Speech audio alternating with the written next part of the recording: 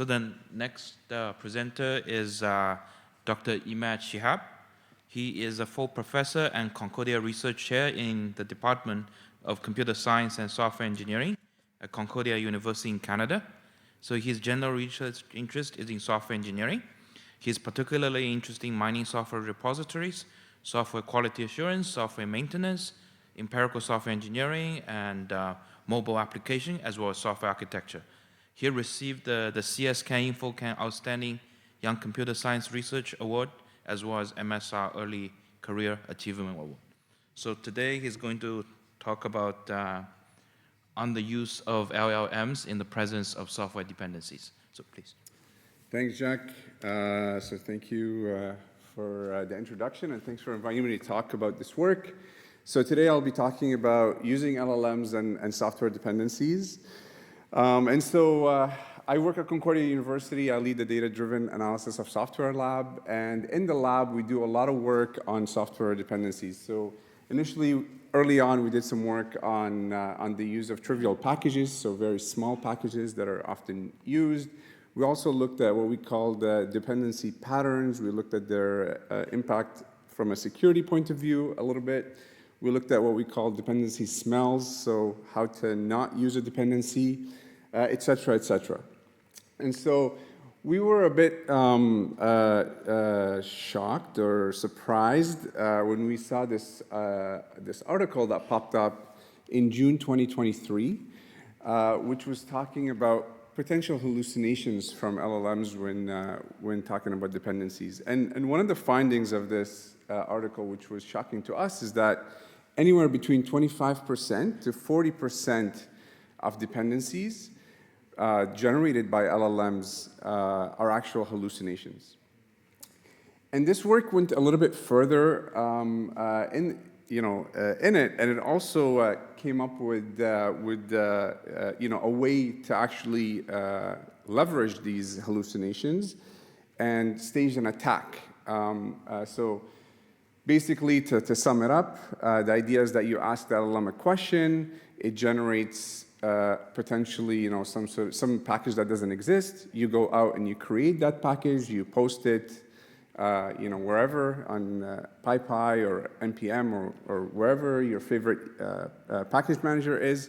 And then when somebody comes and asks that LLM the question, it will produce or recommend the package, and voila, you've attacked that piece of software. So obviously, given the amount of work that we do in this area, we were a bit skeptical. And so we asked the question, can this really be the case? I mean, this sounds almost too good to be true, right? And more importantly, if it is the case, then why is it like that? And this is really the basis of the work that I want to present today. This is ongoing work that we're doing in the lab, and to answer this question, we basically broke it down into two pieces. The first piece is we actually wanted to look at the packages themselves, and we said, what are the characteristics of these packages that are being recommended? Are there specific things that happen there for these packages to be recommended? And the other aspect, the flip side of this coin, is also looking at the recommendations themselves, right? So maybe the issue is not with the packages that are being recommended like that, but there are specific things that are happening to the recommendations made by the LLM itself. And so to do this, one of the first things that we needed to do is we actually needed to get a data set to try and answer our questions. We gathered a bunch of questions, or used the data set actually that gathered a bunch of questions that had code pairs from Stack Overflow, the Stack QC data set. And that data set had around 150,000 of these question code pairs. Obviously, what would be relevant to us are only questions that had imports, so things where there were clearly dependencies. So that narrowed it down to around 32,000. And out of these 32,000 questions, we randomly selected 10,000 questions to study.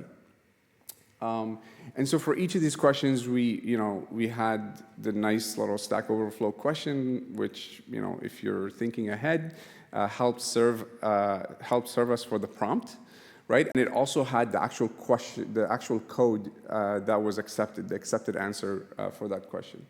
And at the same time, We asked, in this case, ChatGPT, so we used GPT 3.5 Turbo, and we asked the same 10,000 questions, which was a ton of work, to automate a little bit and get it right. But anyway, we did it. And so ultimately, we had these 10,000 questions, which resulted in approximately 11,000 libraries that were, because of course, some of the questions would give us more than one library. 766 of these were unique. And so just to give you a little bit of insight into what the data set looked like eventually. So this is exactly what it looked like. So, we would have some sort of question. We would have a prompt. Sorry, I can't point, but we would have a prompt that we got from the Stack Overflow question specifically. We would have the accepted code snippet, which is the human code. This is just a short piece here. And then we would also have the corresponding LLM code that was generated. We also, at the bottom here, if you can really see at the bottom of the screen, we calculated the similarity, but honestly, we didn't use it and we didn't care much for it. However, we calculated it anyway. Good. So armed with this, I think we were then ready to go back to our questions and try to answer these questions. And specifically, we wanted to answer the question of what are the characteristics of these packages that are being recommended. The first piece of news that I want to share with you is, and I found that to be kind of interesting, is that whenever you ask ChatGPT, it's almost 50-50 between the output being either a standard library or a third-party library. So that's the first piece of information that we found. I know these numbers don't add up to 100. I'll get back to that later. And so for us, what we were really interested in is this third-party libraries, because obviously those are the ones that you could potentially use to attack, right? You're not going to go into the standard library. So now to study the characteristics, what we did is we went back to some of the earlier work that we did in a different context to really extract some of the key characteristics or how you would look at a package. And there's a lot of work there, so I won't go into the details, but I'm happy to point you to many papers if you would like. But we really narrowed it down into three main topics that you can use to kind of characterize a package. Of course, there are more, but these are just three of them. One is the maturity and popularity. So how mature is the package? How popular is it? One is based on the activity of that package and how well maintained it is. So that's another very important factor. And the last one is the documentation. And so for each of these, we would use different measures to capture these phenomena, if you will. So things like number of forks, stars, number of dependencies were some characteristics that can be used to measure maturity and popularity. So if you have a lot of dependents, for example, then you're probably popular and quite mature to have gathered all these dependencies, all these others that depend on you. Other things like, for activity and maintenance, so things like how many dependencies you have, what is, the age of these packages as well. And we also looked at other things like the version frequency, so how many releases you release per month, but you could use other measures if you'd like. Source rank is a measure from libraries.io, where it's a measure of health, basically, of a package. It really matters on, it depends on the code, it depends on the community, dependence on you, etc. You can have a look at it if you'd like. And it sort of ranges between 0 to 30. So it's a metric that's defined by libraries.io. And the last one is documentation. So do you have a license? Are you well described? Do you have, a bunch of keywords that describe this library that was suggested? And so now we were ready. So we got the measures, we got our data set, we obviously asked the questions, and now we were ready to sort of answer that first question, so the characteristics. Now, we calculated a lot of numbers. So I have many, many tables of different numbers, and it was actually a challenge to decide which ones that I want to present here, but basically I'll present the medians, okay? Although I have to say, you always, these are not the only measures that we look at. There are many, many different measures. And so when you look at popularity, what we saw is, for example, just to give you an example here, on median, these libraries that were recommended by ChatGPT had 98 forks, and they had 430 stars. Now, it depends who you ask, but I would say that that means that they're moderately popular packages. So I tried to kind of sum it up for you. And so, in this little last comment column, so what we found, or what we say these are sort of moderately popular, well-depended on libraries that are being recommended, right? They're not fresh, brand new libraries. So hint, hint, creating a new package, posting it, using it to attack people is probably not going to be what, is not going to fly here. In terms of maintenance, so, the median number, so this was interesting. The median number of dependencies that a library itself had that was being recommended is 0, which means you're mostly standalone libraries that were being recommended. And so that was kind of interesting finding for us, at least. And they tended to be more mature. And on the median source rank metric value was 22. So I told you that the range is between 0 to 30. So we say, that these are quite healthy and mature, sort of more standalone libraries that are being recommended. And lastly, for documentation, so this was a bit of a mixed bag, but I think the interesting piece here is that only approximately 27% of these libraries had a license, okay?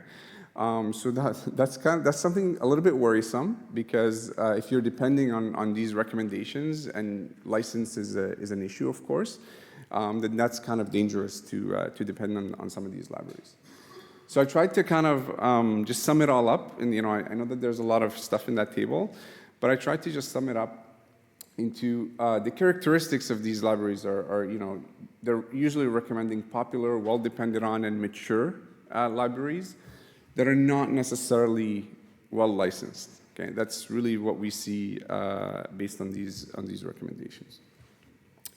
Okay, good. So that was to answer the first part of the question. So now I go to the second part, which is about the recommendations themselves, right? So what are the factors that impact the LLM's recommendations? And I must say that what we're really interested in is the places where the LLM gets it wrong, right? So if it gets it correct, we don't really care as much. I mean, yeah, it's interesting, but the real problem is what we were really interested in is the part where an LLM recommended something, but it was actually wrong. Because now you sort of opened up yourself for potential errors at the least, maybe more work, and all the way to potentially being vulnerable.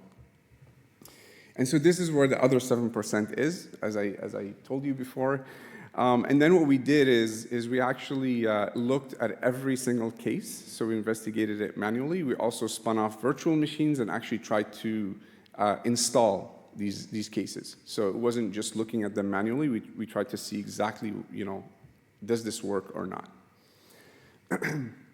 And so here's the breakdown of what we got. So of that 7%, approximately 0.09 were deprecated libraries. So we can discuss that maybe in the discussion, whether deprecation or deprecated libraries being suggested is necessarily a bad thing or it's an error or not. Another 2.2% of that was actually hard-coded libraries. So this is the case where in the prompt or in the question in Stack Overflow, you say, I want to implement X using this library, right? So you hard-coded that. And so you can kind of say, well, that's not an error if it's still wrong. So I asked it to generate some code using a specific library. However, our intuition, so it's maybe less wrong, but our intuition is that maybe it should have caught that, right? Maybe it should have figured out that, hey, this is actually not a good library to use. If it's really smart, or if it's really stupid, then it would just generate whatever you wanted. Happy to discuss that as well more later.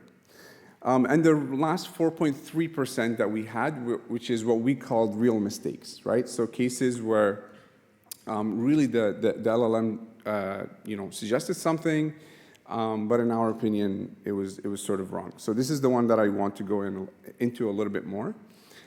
So when you look at these real mistakes, here's what the breakdown of these came up to. So the first, or the majority, so this is by percentage, the majority of the cases are cases where you had an alias being used. So the library used an alias, and somehow the LLM carried on with that. Now, if you actually know the code, then you will know that you can resolve that alias or that an alias is being used. But if you don't, if you have an automated approach or you just really believe the LLM and use its output, then you're not going to have code that runs, right? Which is exactly what happened to us. In another case, in other cases, it refers to a module. So in this case, the import refers to a library that is part of a library with a different installation name. So this happens a lot where you will capitalize certain things or not capitalize certain things. And I think the LLM is a little bit, or at least ChatGPT in this case, is a little bit loose in that. So you got to be careful about that as well. Again, I think it's potentially something that can be resolved. However, it would require some work, but it wouldn't work out of the box. The code would not work out of the box. The last piece, which I call or the other major part, is the case of placeholders. So it would not give you an exact library to use, but it would give you a placeholder. It will say, use this library or this function in this library, and it would ask you to fill it in as the user. So that's the majority of the cases. I think the case where we really were interested in is this little fourth box here, which talks about real mistakes or hallucinations. And I'll give you some examples of these. So this is the case where, and that's less than 5%, just to be clear. And this is the case where we really think ChatGPT got it wrong. So here's a couple of examples. So in the first example, the question is, I want fuzzy hash tables in Python to replace elif chains, and then it tells you use fuzzy hash map. That package does not exist. That is purely fiction. The second example, the question is, can I work with a socket I created in another file in Python? And it tells you use create socket. That also doesn't exist, right? That's purely hallucinating, and so forth and so forth. I think you can read the third example. But these are the real cases to us where it is misleading. You can potentially go out and you can maybe attack an application. So that's the work. That's the main part of these two questions that we wanted to answer. So now what are we doing? What we're doing is we're really trying to, the ongoing work now is trying to build a tool.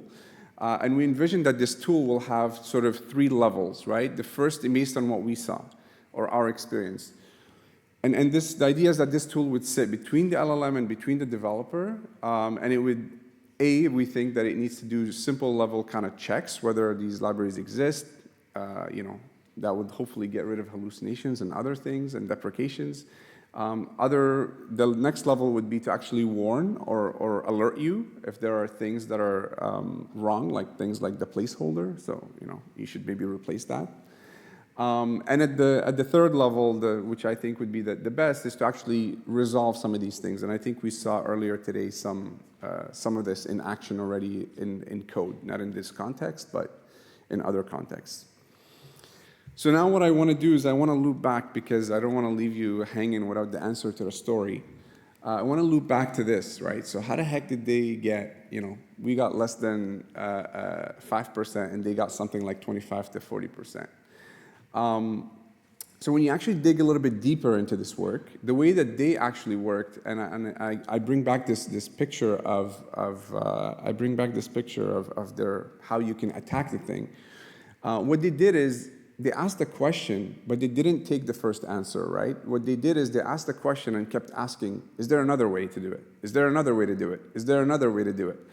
And so that's probably not how developers work, right? You're not going to ask an LLM and keep asking it until it spits out something that's crazy. But I think they are from a security background, and probably maybe from a security background, this sort of makes sense, potentially. But in our case, we really wanted to evaluate in the context of real software development. And I think that's where you see this discrepancy between, what's presented here and what we found.